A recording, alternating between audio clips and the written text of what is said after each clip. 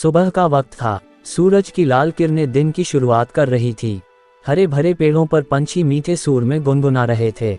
ऐसे निसर्गरम्य वातावरण में सरस्वती अनाथ आश्रम छोटे बच्चों की सेवा कर रहा था। कभी कभार शायद माँ का प्यार भी कम पड़ जाए, लेकिन इस आश्रम में बच्चों को मिलने वाले प्यार में कभी कमी नहीं आती थी। सूरज की कोमल धूप में मात्र 15 से 16 साल की पीहू सूरज को एकटक निहार रही थी। तभी उतने में उसे एक ख्याल आया। सूरज जैसे जैसे ढलता जाता है वैसे वैसे परछाइयों को पीछे छोड़ता जाता है और पीछे छूटी हताश परछाई फिर से उगते सूरज की राह देखते हुए रोती रहती है। इस विचार से पीहू का मन भर आया और उसे अपनी माँ की याद आई। तभी वह अपने मन ही मन में बोलने लगी, माँ तुझे याद नहीं कि मेरे पापा मुझे छोड़कर कब भगवान के पास चले गए? पर तुम ही मुझे कहती थी ना कि बेटा तू 1 साल की थी तब तेरे पापा को कैंसर की बीमारी थी।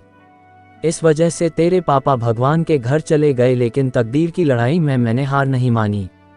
पीहू बेटा, मुझे तेरे साथ यह कठिन दुख की लड़ाई जीतनी है, इसलिए मैं तेरी परछाई बन तेरे लिए जो हो सके वह करूंगी।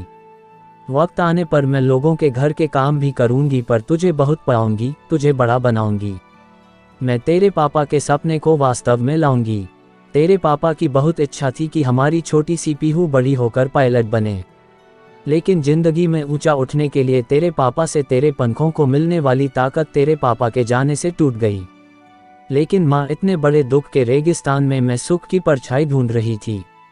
मेरे इन पंखों को बल देती माँ। लेकिन क्यों माँ, क्यों मेरे पंखों को बल देने से पहले मुझे क्यों छोड़कर चली गई? लेकिन तेरे जाने से मैं तेरी ममता से जुड़ी रही, तेरे प्यार की परछाई ढूंढते हुए दुख के रेगिस्तान में अकेली रही। अब मेरे पापा के सपनों को साकार करने के लिए कौन मुझे ताकत देगा? बोलना माँ। पीहू मन ही मन बोल रही थी। तभी उतने में प्यार और ममता से सभी लड़का लड़कियों से बर्ताव करने वाली सीमा मैडम ढूंढते हुए पीहू को देखने आई और प्यार से बोली, बेटा क्या हुआ, क्यों रो रही हो? तभी पीहू अपने आंसू पोंछते हुए बोली, मैडम मुझे अपनी माँ की बहुत याद आ रही है।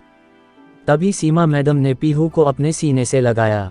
वह बोली, देखो पीहू बेटा, ऐसे नहीं रोते। मुझे पता था तुम्हारी माँ तुम्हारे लिए प्यार और ममता की परछाई थी, लेकिन उसे भी भगवान ने ले लिया। पीहू, जिंदगी और मौत किसी के बस में नहीं होती है। पीहू सीमा मैडम के तरफ देखते हुए बोली, मैडम भगवान भी कितने कठोर दिल के होते हैं। जब मैं छोटी थी तब मेरे पापा कैंसर की बीमारी से चले गए, और अभी कोरोना के काल मेरी माँ की बेस्ट फ्रेंड रमा आंटी एक दिन के लिए हमारे घर आई। तभी माँ को कोरोना हो गया और मेरी माँ गुजर गई। वह मुझे छोड़कर चली गई। मेरे जीवन में परछाई बनकर रहने वाली मेरी माँ मुझे अब दिखाई ही नहीं देती। पीहू की यह अवस्था देखकर सीमा मैडम की आंखें भर आई। फिर भी सीमा मैडम पीहू को दुख भरे स्वर में बोली, ये देखो पीहू बेटा, जिस टाइम तेरे गांव के सरपंच ने तुम्हें इस आश्रम में लाया तब उन्होंने तुम्हारी जिंदगी की सब कर्म कहानी बताई थी। इसी कारण से मैं तुम्हें अकेले नहीं छोड़ती हूँ, लेकिन इसके आगे मैं तुम्हारी माँ बनकर, तुम्हारी परछाई बनकर जिंदगी जीना चाहती हूँ। ऐसे बोलकर सीमा मैडम ने पीहू को अपने बाहों में भर लिया और रोने लगी। सीमा मैडम को सीने से लगाकर पीहू ऐसा लगा जैसे उसकी माँ की खोई हुई परछाई सीमा मैडम के रूप में फिर से उसके साथ देने आ गई।